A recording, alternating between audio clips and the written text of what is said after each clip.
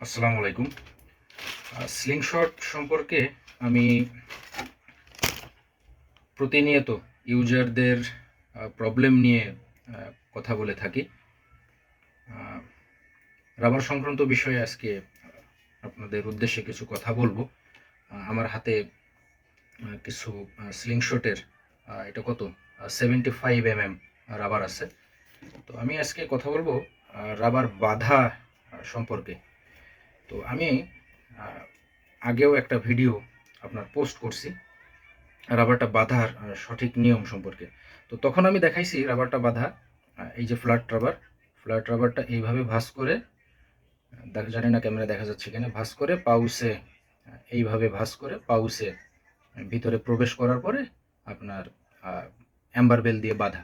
কিন্তু আমি নতুন একটা টেকনিক এটা নিজে থেকে বের করছি, জানি না এটা অন্য কেউ ব্যবহার করে কিনা। এটা যদি রাবারটা যদি রোল করা যায়, আমি একটু দেখানোর চেষ্টা করতেছি।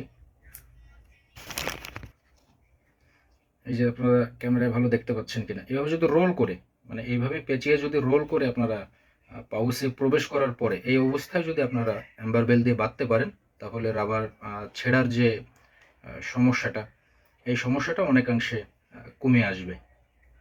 সবাইকে অসংখ্য ধন্যবাদ।